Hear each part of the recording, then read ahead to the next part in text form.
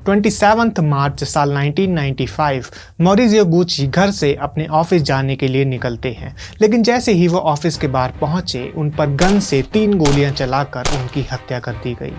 Maurizio Gucci, जो कि आज एक लग्जरी फैशन ब्रांड है, उसमें 50% से ज़्यादा के शेयर होल्डर और सीईओ थे। लेकिन उनका मर्डर किसने और क्यों किया, और आखिर क्यों एक फैमिली बिजनेस होने के बावजूद भी आज गुची ब्रांड को गुची फैमिली का कोई भी मेंबर ऑन नहीं करता? ऐसा क्या हुआ था? मेरा नाम है आदित्य और आज की वीडियो में हम जानेंगे कहानी गुची और गुची फैमिली की।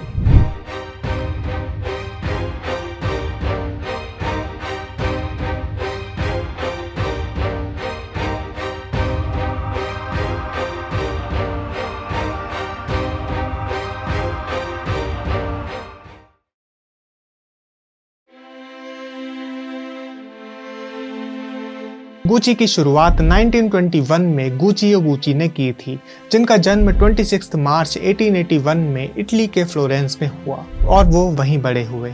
उनके पेरेंट्स की स्ट्रॉ हैट्स की शॉप थी जिसमें वो कभी कभी काम किया करते, लेकिन उनका ये फैमिली बिजनेस धीरे धीरे कम होता जा रहा था। तो गुचियो 18 साल की उम्र में काम की तलाश में लंदन चले गए, जहां उन्हें सेवॉय होटल में बेल बॉय और पोर्टर की जॉब मिल गई। वहां उनका काम था होटल में आए गेस्ट के लगेज और बैग्स को उनके रूम में छोड़कर आना और वहां से लेकर आना। सेवॉय होटल कोई नॉर्मल होटल नहीं, बल्कि ये उस समय का एक बेहद बड़ा और लग्जूरियस होटल हुआ करता था, जहां एलीट क्लास के लोग और सेलिब्रिटीज रुका करते थे। यहाँ काम करते हुए उन्हें अमीर लोगों के महंगे लगेज और बैग्स को करीब से देखने का मौका मिला। उन्होंने हाई एंड लगेज क्राफ्टमैनशिप को ध्यान से देखा और उन्हें धीरे धीरे समझ आया कि एलीट और वेल्दी लोग क्या पसंद करते हैं और किस चीज़ की वैल्यू करते हैं। वो luggage H.J. Cave and Sons जैसी लग्जरी ब्रांड्स के प्योर लेदर मेड और काफ़ी महंगे हुआ करते थे।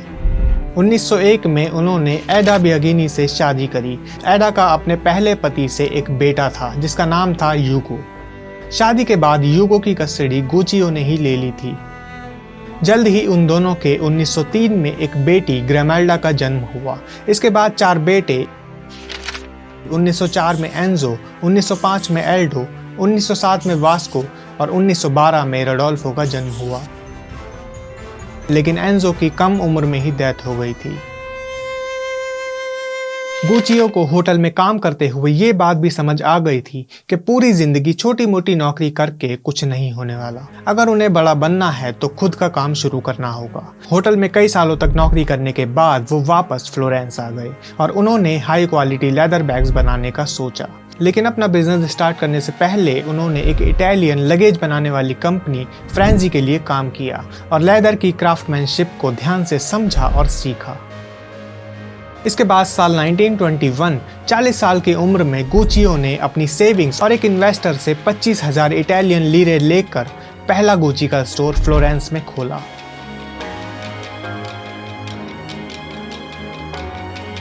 शुरुआत में वो high quality leather goods Tuscany के मैन्युफैक्चरर से लाकर और कुछ बैग्स और चीज़ें जर्मनी और यूके से इंपोर्ट करके अमीर टूरिस्ट और लोगों को बेचा करते थे। जब उनका ये स्टोर अच्छा चलने लगा तो उन्होंने खुद ही लेदर प्रोडक्ट्स बनाने का सोचा और स्टोर के पीछे ही एक वर्कशॉप खोली जिसमें उन्होंने रिपेयरिंग का काम शुरू किया और हाई क्वालिटी लेदर मंगाकर बैग्स और लगेज बनाना शुरू किया।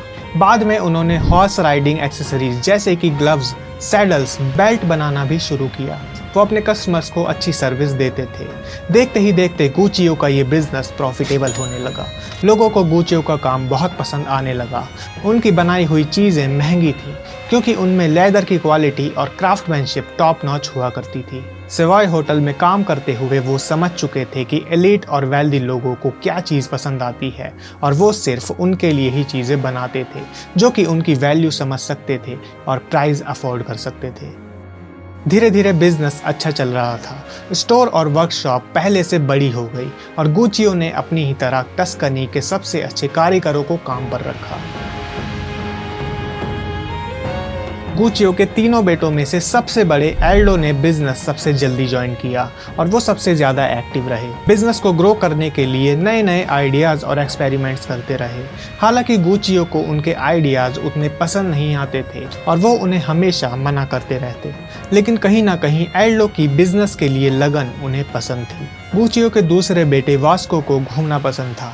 बाद में वो भी बिजनेस में प्रोडक्शन पर ध्यान दिया करते थे। सबसे छोटे बेटे रोडोल्फो को बिजनेस में खास इंटरेस्ट नहीं था, क्योंकि वो एक्टर बनना चाहते थे और फिल्मों में काम करना चाहते थे। तो शुरुआत में उन्होंने इसी करियर में आगे बढ़ने का सोचा। गुचियो के स्टेपसन यूगो ने भी बिजनेस में हाथ बटाना शुरू किया। एल्डो हमेशा से गुची को आगे ले जाना चाहते थे और इसे बड़ा बनाना चाहते थे। इसलिए 1938 में उन्होंने रोम में गुची का दूसरा स्टोर खोलने के लिए अपने पिता गुचियो को मना लिया था। और उनका ये कदम एक बड़ी सक्सेस साबित हुआ, क्योंकि रोम इटली की कैपिटल सिटी था और कई एरिस्टोक्रेट्स, डिप्लोमेट्स और अमीर ट्रैवलर्स का घर भी था। गुची की फाइन क्राफ्टमैनशिप और रेपुटेशन फ्लोरेंस से ही काफ़ी अच्छी थी।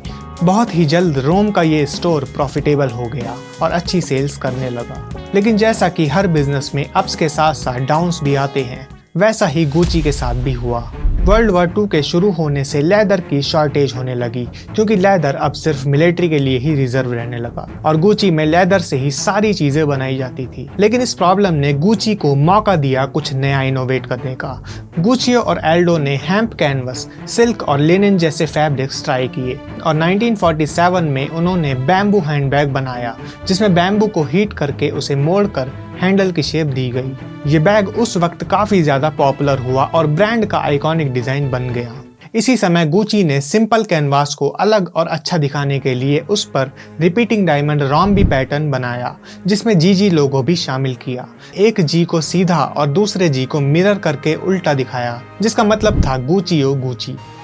और आगे चलकर ये मोनोग्राम डिजाइन ब्रांड की सिग्नेचर आइडेंटिटी बन गया। गुचियो अब बूढ़े होते जा रहे थे। एल्डो बिजनेस ग्रोथ पे ध्यान दे रहे थे और वास्को प्रोडक्शन पर। वहीं रोडोल्फो को फिल्मों में काम तो मिल रहा था, लेकिन बड़े रोल्स नहीं मिल रहे थे। इसीलिए वर्ल्ड वॉर 2 खत्म होने के बाद उन्होंने भी बिजनेस ज्वाइन कर लिया। अब चूंकि वो फिल्मों में काम कर चुके थे, तो उन्हें स्टाइल और ग्लैमर की काफ़ी समझ थी। तो उन्होंने गुची को एक आर्टिस्टिक आई दी, डिज़ाइनिंग पर काम किया, डिज़ाइंस को रिफाइन किया और ग्रोथ अपने बड़े भाई एल्डो पर छोड़ दी। जैसे जैसे बिजनेस अच्छा चल रहा था, वैसे वैसे फैमिली भी बड़ी होती जा रही थी। एल्डो के अपनी 2 वाइफ से 3 बेटे जॉर्जियो, पाओलो, रॉबर्टो और 2 बेटी मारा और पैट्रिजिया थे। वास्को की भी शादी हो चुकी थी और रोडोल्फो अपने एक्टिंग करियर के दौरान अलेक्जेंड्रा से मिले और बाद में उन दोनों ने शादी कर ली और उनके एक बेटा भी हुआ, मॉरिजियो। 1951 में गुची ने अपना तीसरा स्टोर मिलान में खोला, जिसको संभालने की जिम्मेदारी रोडोल्फो को सौंपी गई और वो अपनी फैमिली के साथ मिलान शिफ्ट हो गए। लेकिन अब एल्डो इटली तक ही सीमित ना रहकर गुची को इंटरनेशनल लेवल पर ले जाना चाहते थे और अमेरिका में स्टोर खोलना चाहते थे। लेकिन उनके पिता गुचियो इसके लिए मना करते थे, क्योंकि वो बिजनेस को छोटा और सिर्फ इटली तक ही सीमित रखना चाहते थे। पर एल्डो, वास्को और रोडोल्फो ने मिलकर गुचियो को इसके लिए राजी किया और 1953 में गुची ने अपना 4th और फर्स्ट इंटरनेशनल स्टोर न्यूयॉर्क में खोला।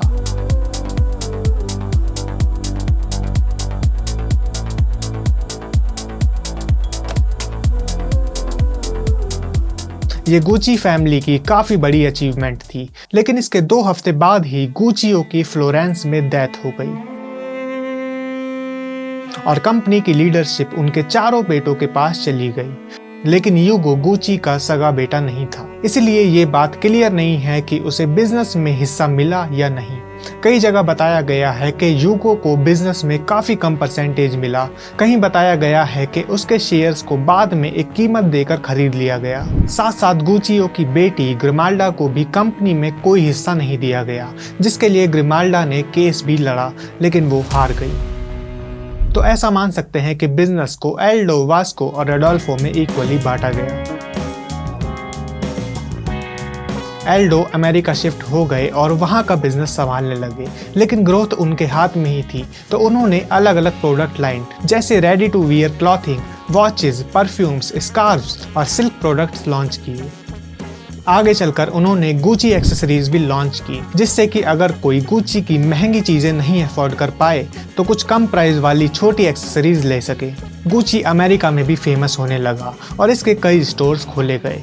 1961 में गुची के एक हैंडबैग को अमेरिका की फर्स्ट लेडी जैकलिन कैनेडी के हाथ में देखा गया, जिसके बाद इस बैग का नाम जैकी बैग रख दिया गया। और इस चीज ने गुची की रेपुटेशन को सेलेब्स और एलिट कस्टमर्स के बीच बढ़ा दिया। हॉलीवुड सेलिब्रिटीज भी अब गुची के रेगुलर कस्टमर्स बन गए थे और गुची अब सिर्फ एक लग्जरी नहीं, एक स्टेटस सिंबल और एस्पिरेशनल ब्रांड बन चुका था। इसके बाद 1961 में ही लंदन में भी गुची का स्टोर खोला गया और धीरे धीरे और यूरोपियन कंट्रीज में भी। अमेरिका और यूरोप में काफी बड़ी सक्सेस मिलने के बाद 1972 में गुची ने एशिया का पहला स्टोर और बुटीक टोक्यो जापान में खोला। अब क्योंकि उस वक्त जापान की इकोनॉमी काफी तेजी से ग्रो कर रही थी, तो वहाँ वेस्टर्न लग्जरी गुड्स की काफी डिमांड थी और आगे चलकर जापान भी गुची के लिए काफी प्रॉफिटेबल होने लगा और वहाँ भी लोगों ने इसे काफी पसंद किया। 1974 में हांगकांग में भी गुची ने स्टोर खोला, लेकिन उसी साल वास्को की कैंसर की वजह से डेथ हो गई, जिसके बाद कंपनी में उनका हिस्सा उनकी बीवी को मिल गया। एल्डो और रोडोल्फो चाहते थे कि बिजनेस सिर्फ गुचीज के हाथ में ही रहे, इसीलिए उन्होंने वास्को की वाइफ से उनके शेयर्स खरीदने की बात कही और वो इसके लिए राजी हो गई। अब एल्डो और रोडोल्फो गुची में 50-50% के मालिक बन गए। बिजनेस $100 मिलियन के रेवेन्यू से $400 मिलियन पर पहुंच गया था। लेकिन इटली में एक पुरानी कहावत है, the first generation builds, the second expends and the third destroys. यानी पहली जनरेशन बनाती है, दूसरी उसे बढ़ाती है और तीसरी उसे बर्बाद कर देती है। एल्डो और रोडोल्फो अब बूढ़े हो रहे थे, तो वो चाहते थे कि उनके बच्चे अब बिजनेस संभालें। एल्डो के तीनों बेटे जॉर्जियो, पाओलो और रोबर्टो के बिजनेस में 3.3% शेयर थे और बाकी 40% शेयर एल्डो ने खुद के पास रखे, क्योंकि उन्हें अपने तीनों बेटों में से किसी पर ज्यादा यकीन नहीं था कि वो उसकी तरह ही बिजनेस को चला पाएंगे। खासकर पाओलो से उन्हें सबसे ज्यादा डर लगता था, क्योंकि पाओलो खुद के डिजाइन्स को गुची ब्रांड में पीजी लाइन यानी कि पाओलो गुची के नाम से लॉन्च करना चाहते थे। लेकिन फैमिली में सब इस चीज से एग्री करते थे कि पाओलो के डिजाइन्स बहुत बेकार हैं और अगर वो गुची में लॉन्च हुए तो ब्रांड की इमेज खराब हो जाएगी। और एल्डो पाओलो को इस चीज के लिए काफी क्रिटिसाइज भी करते रहे, इसलिए पाओलो और एल्डो के रिलेशंस उतने अच्छे नहीं थे। दूसरी तरफ रोडोल्फो ने अपने बेटे मॉरिजियो को कंपनी में शेयर देने से मना कर दिया, क्योंकि उनकी पत्नी एलेजेंड्रा की डेथ के बाद वो मॉरिजियो के लिए बहुत पॉजेसिव हो गए थे। वो उनका इकलौता बेटा था और वो उससे बहुत प्यार करते थे। एक दिन मॉरिजियो ने रोडोल्फो को एक लड़की से मिलवाया जिसका नाम था पैट्रिजिया रेजियानी और कहा कि वो और पैट्रिजिया एक दूसरे को पसंद करते हैं और शादी करना चाहते हैं। लेकिन रोडोल्फो इसके लिए राजी नहीं थे, क्योंकि पैट्रिजिया के डैड का ट्रकिंग बिजनेस था और उनका मानना था कि वो गुची फैमिली के लायक नहीं है और वो मॉरिजियो से शादी इसलिए करना चाहती है जिससे कि वो उसके नाम और पैसों का फायदा उठा सके। लेकिन मॉरिजियो इसके लिए नहीं माना। तब रोडोल्फो ने कहा कि अगर वो उस लड़की से शादी करता है तो उसे गुची बिजनेस से बाहर कर दिया जाएगा, ना ही बिजनेस और ना ही जायदाद में उसे कोई हिस्सा मिलेगा। इस सब के बावजूद मॉरिजियो अपने पिता की इच्छा के खिलाफ जाके पैट्रिजिया रेजियानी से शादी कर लेते हैं और शादी के कुछ समय बाद वही होता है जैसा कि रोडोल्फो ने सोचा था। पैट्रिजिया मॉरिजियो को बिजनेस में वापस लाना चाहती थी, लेकिन रोडोल्फो ने उसे बेदखल कर दिया था, तो इसके लिए उसे सबसे अच्छा रास्ता दिखा एल्डो। मॉरिजियो का बिजनेस में कोई खास इंटरेस्ट नहीं था, लेकिन पैट्रिजिया ने उसे जबरदस्ती पुश किया और अपने अंकल एल्डो से नजदीकियां बढ़ाने के लिए कहा। वो दोनों एल्डो से मिलने न्यूयॉर्क भी गए। एल्डो अपने बेटों से पहले ही परेशान रहते थे, तो उन्हें भी मॉरिजियो और पैट्रिजिया में गुची को संभालने की काबिलियत नजर आई। एल्डो और मॉरिजियो की बढ़ती नजदीकियों को देखकर पाओलो भी रोडोल्फो से मीटिंग करने मिलान जाता है और उन्हें अपने डिजाइन्स दिखाता है। लेकिन रोडोल्फो ने पाओलो के डिजाइन्स को देखकर कहा कि ये डिजाइन्स काफी अच्छे हैं और तुम्हें इन्हें सिर्फ अपने पास ही छिपा कर रखने चाहिए और किसी को भी नहीं दिखाने चाहिए। मतलब कि उन्होंने इनडायरेक्टली पाओलो के डिजाइन्स को बेकार बताया और पाओलो से ये भी कहा कि तुम्हारे फादर और मैं दोनों की सोच अलग अलग है, लेकिन एक चीज में हम दोनों की सोच सेम साबित हुई कि तुम गुची के लायक नहीं हो। इस बात से पाओलो बहुत नाराज हुआ और वहां से वापस चला आया। एल्डो ने अपने तीनों बेटों के शेयर्स बढ़ाकर 11% कर दिए थे और खुद 17% शेयर रखे। कुछ दिन बाद पैट्रिजिया प्रेग्नेंट हो जाती हैं और एक बेटी को जन्म देती हैं, जिसका नाम रोडोल्फो की वाइफ एलेजेंड्रा के नाम पर ही रखा जाता है। मॉरिजियो और उनकी शादी को कई साल बीत चुके थे और रोडोल्फो अब बीमार रहने लगे थे। उनकी नाराजगी मॉरिजियो से कम हो गई थी और वो अपने बेटे से वापस मिलना चाहते थे। और जब उन्हें पता चला कि उनकी पोती का नाम उनकी वाइफ के नाम पर रखा है तो वो बहुत खुश हुए। रोडोल्फो ने मॉरिजियो को वापस बिजनेस ज्वाइन करने के लिए कहा और एल्डो के तीनों बेटों, खासकर पाओलो से रिलेशन ठीक करने के लिए कहा। लेकिन इसी बीच 1983 में रोडोल्फो की कैंसर की वजह से डेथ हो गई और बिजनेस में उनका 50% शेयर मॉरिजियो को मिल गया। एल्डो को मॉरिजियो पसंद था क्योंकि ना ही वो उनके बेटे पाओलो की तरह आर्ग्यूमेंट करता था और ना ही बिजनेस अपने तरीके से चलाने की कहता था। और आखिरकार अब वो गुची का 50% मालिक भी था। लेकिन धीरे धीरे ये चीज़ें बदलने लगी क्योंकि एल्डो ने गुची के लाइसेंस डिपार्टमेंटल स्टोर्स को दे दिए, यानी कि वो गुची के प्रोडक्ट्स अब अपने स्टोर्स में भी बेच सकते थे। इन लाइसेंसिंग डील्स से गुची को काफ़ी अच्छा प्रॉफिट होता और ब्रांड की पॉपुलैरिटी भी बढ़ती। लेकिन पैट्रिजिया को ये बात सही नहीं लगी और उसने मॉरिजियो को पुश किया कि वो इन लाइसेंसिंग डील्स के लिए मना कर दे। और मॉरिजियो को भी लगा कि इससे गुची के प्रोडक्ट्स की अवेलेबिलिटी तो बढ़ेगी लेकिन लॉन्ग टर्म में ब्रांड की एक्सक्लूसिविटी कम हो जाएगी, क्योंकि उस समय तक लोकल मार्केट में भी गुची के प्रोडक्ट्स की कॉपीज बनने लगी थी। तो ऐसे में लोगों के लिए असली और नकली के बीच फर्क करने में भी प्रॉब्लम होती और गुची की ब्रांड इमेज पर भी फर्क पड़ता। और लोग गुची खरीदते ही इसलिए थे क्योंकि वो एक्सक्लूसिव था और हर कोई उसे अफोर्ड नहीं कर सकता था। लाइसेंसिंग डील्स कैंसिल कर दी गई जिससे गुची को मिलियंस ऑफ डॉलर्स का लॉस हुआ और इससे एल्डो और मॉरिजियो के बीच प्रॉब्लम्स भी शुरू हो गई थी।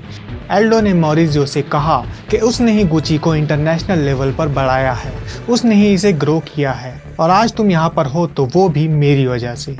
मॉरिजियो को एल्डो की ये बात जितनी पसंद नहीं आई उससे कई ज्यादा बुरा लगा पैट्रिजिया को। पैट्रिजिया को ये समझ आ रहा था कि एल्डो और उसके बेटे आगे चलकर उनके रास्ते में रुकावट बन सकते हैं और बिजनेस को उनसे खतरा हो सकता है। और यहीं से फैमिली के बीच कन्फ्लिक्ट शुरू हुआ।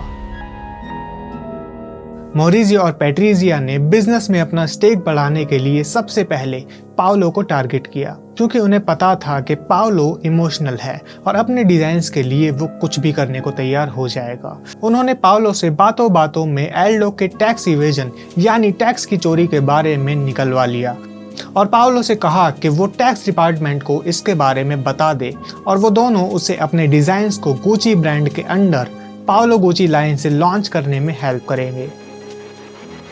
पाओलो ऐसा ही करता है और यूएस अथॉरिटीज को इसके बारे में बता देता है। इसके बाद एल्डो को अरेस्ट कर लिया जाता है और उसके खिलाफ टैक्स इवेजन का मुकदमा चलाया जाता है। उन पर पेनल्टीज लगाई जाती हैं और 1986 में उन्हें 1 साल 1 दिन यानी कि 366 दिन की जेल हो जाती है। पाओलो को अपने फादर के साथ ऐसा करके बहुत बुरा लगता है, पर इस चीज से हटकर वो अपने डिजाइन्स को लॉन्च करने की तैयारी में लग जाता है।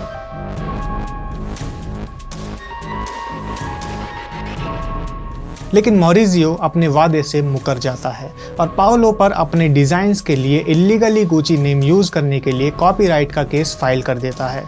इसके बाद पाओलो ने भी मॉरिजियो पर अपने फादर के विल पर फेक सिग्नेचर करने के लिए केस किया और 1987 तक गुची और फैमिली में company control, share ownership, management authority, brand licensing agreements और फाइनेंशियल इरेगुलरिटीज जैसे 18 केसेस चल रहे थे। यहाँ तक कि एक कोर्ट मीटिंग में एक लॉयर ने कहा था, here we have to save Gucci from the Guccis, यानी कि हमें यहाँ गुची को गुचीज से बचाने की जरूरत है। लेकिन अब मॉरिजियो और पैट्रिजिया के रास्ते के 2 सबसे बड़े पत्थर एल्डो और पाओलो अब हट चुके थे।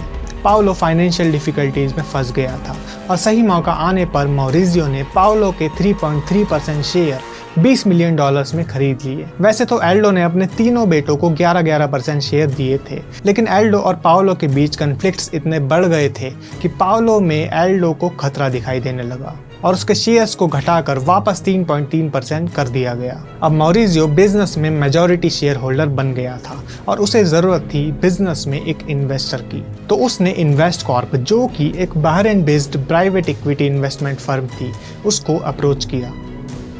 और उनसे एल्डो के बाकी 2 बेटे जॉर्जियो और रॉबर्टो के भी शेयर्स बड़ी आसानी से खरीदवा लिए, क्योंकि रॉबर्टो और जॉर्जियो भी इन सब फैमिली डिस्प्यूट और केसेस से परेशान हो चुके थे। तो उन्होंने अपने शेयर्स की अच्छी कीमत लेकर इन सब से बाहर निकलना ही सही समझा। 1988 में एल्डो के जेल से बाहर आने के बाद उनके शेयर्स भी इन्वेस्टकॉर्प से खरीदवा लिए गए। इन सब चीजों के बाद एल्डो अंदर से टूट चुके थे और 1990 में उनकी डेथ हो गई। अब कंपनी में सिर्फ मॉरिजियो और इन्वेस्टकॉर्प के ही शेयर थे और मॉरिजियो गुची के सीईओ बने। अब उन्होंने गुची को अपने तरीके से चलाना शुरू किया। उन्होंने 1989 में डॉन मेलो को गुची का वाइस प्रेसिडेंट और चीफ डिजाइनर बनाया। मेलो और मॉरिजियो का विजन गुची ब्रांड को लेकर काफी बड़ा था। सबसे पहले उन्होंने गुची के ओवर एक्सपेंशन को कम किया, नंबर ऑफ स्टोर्स को घटा दिया और सिर्फ सबसे ज्यादा प्रॉफिटेबल स्टोर्स को ही रखा। डॉन मेलो ने क्लासिक बेस्ट सेलर आइटम्स को वापस लाने का सोचा, जैसे कि बैम्बू हैंडबैग और लोफर्स। मॉरिजियो ने गुची की एक्सेसरी लाइन को बंद कर दिया, जो कि काफी अच्छा प्रॉफिट दे रही थी, लेकिन ऐसा उन्होंने ब्रांड को और एक्सक्लूसिव बनाने के लिए किया, ताकि ये ब्रांड सिर्फ वेल्दी लोगों के लिए ही एक्सेसिबल बनी रहे। साथ साथ उन्होंने गुची के आइकॉनिक जीजी लोगो को भी चेंज किया। उनके इस मूव से गुची को लगातार लॉसेस का सामना करना पड़ा। हर साल गुची को तकरीबन $30 मिलियन के लॉसेस हो रहे थे और इन्वेस्टकॉर्प इस बात से खुश नहीं थे। साथ साथ इन्वेस्टकॉर्प मॉरिजियो के फिजूल खर्च से भी परेशान थे, जैसे कि महंगी गाड़ियां खरीदना, मिलान और फ्लोरेंस में बड़े और लग्जरी हेडक्वार्टर्स खोलना, ट्रैवल एटसेट्रा। दूसरी तरफ मॉरिजियो इन सब बिजनेस और फैमिली कॉन्फ्लिक्ट्स की वजह से पैट्रिजिया और अपनी बेटी से दूर हो जाते हैं, क्योंकि मॉरिजियो पैट्रिजिया के बार बार बिजनेस में इन्वॉल्वमेंट और उन पर दबाव बनाने से तंग आ गए थे। इसीलिए वो अपनी फ्रीडम चाहते थे। और इसके बाद उनकी पौला नाम की लड़की के साथ रिलेशन में होने की बात भी पता चली, जिससे पैट्रिजिया को काफ़ी गुस्सा आया। और एक दिन मॉरिजियो ने पैट्रिजिया को डिवोर्स पेपर भेजे, जिसमें यह भी लिखा था कि वो अब गुची नाम का यूज़ नहीं कर सकती और गुची की किसी भी प्रॉपर्टी में नहीं जा सकती। पैट्रिजिया गुची नाम नहीं छोड़ना चाहती थी और वो अब पैसों, महंगे कपड़ों और लाइफस्टाइल के बिना नहीं रह सकती थी। वो ये भी कहा करती थी, It's better to cry in Rolls Royce than to be happy on a bicycle. लेकिन 1991 में मॉरिजियो और पैट्रिजिया का डिवोर्स हो जाता है। गुची के बढ़ते हुए लॉसेस की वजह से इन्वेस्टकॉर्प ने मॉरिजियो से कहा कि वो अपनी जगह किसी और को सीईओ बना दे और अपने हिस्से के शेयर्स इन्वेस्टकॉर्प को बेच दे। लेकिन मॉरिजियो ने कहा कि मैंने जो भी कदम उठाए हैं उनसे अभी लॉसेस हो रहे हैं, लेकिन ये चीज़ें लॉन्ग टर्म में गुची को अच्छा प्रॉफिट देंगी। इन्वेस्टकॉर्प के बोर्ड मेंबर्स नहीं मानते हैं और 1993 में मजबूरन मॉरिजियो को $150 मिलियन में अपने शेयर्स इन्वेस्टकॉर्प को बेचकर कंपनी से बाहर जाना पड़ता है। और यही वो ऐतिहासिक दिन था जिसके बाद गुची को गुची फैमिली का कोई भी मेंबर ऑन नहीं करता। इसके बाद डोमेनिको दे सोल, जो कि गुची फैमिली के लीगल लॉयर और बिजनेस एडवाइजर थे, उन्हें और टॉम फोर्ड को गुची की टॉप लीडरशिप सौंपी गई। और मॉरिजियो की कंपनी से बाहर जाने के 6 महीने बाद ही गुची की सेल्स बढ़ने लगी। जापानीज कस्टमर्स और दुनिया भर के वेल्दी लोगों ने गुची के प्रोडक्ट्स को खरीदना शुरू किया। मॉरिजियो की बात सच साबित हुई। हाँ, उनके कुछ डिसीजंस गलत भी साबित हुए, but at the end Gucci की सेल्स बढ़ती जा रही थी। दूसरी तरफ पैट्रिजिया मॉरिजियो से बहुत नफरत करने लगी थी और उन्हें मारना चाहती थी। पैट्रिजिया ने अपनी फ्रेंड पीना ओरियामा से इसके बारे में बात करी। पीना ने एक हिटमैन को ढूंढा और पैट्रिजिया ने उसे मॉरिजियो को मारने के लिए पैसे दिए। 27 मार्च 1995 को मॉरिजियो के ऑफिस के बाहर एक कार पार्क होती है, जिसमें एक ड्राइवर और शूटर मॉरिजियो का इंतजार कर रहे होते हैं। और जैसे ही मॉरिजियो अपने ऑफिस के बाहर पहुंचते हैं, शूटर कार से उतरता है, पीछे से मॉरिजियो का नाम लेकर बुलाता है और उन पर गन से लगातार 3 राउंड फायर कर देता है।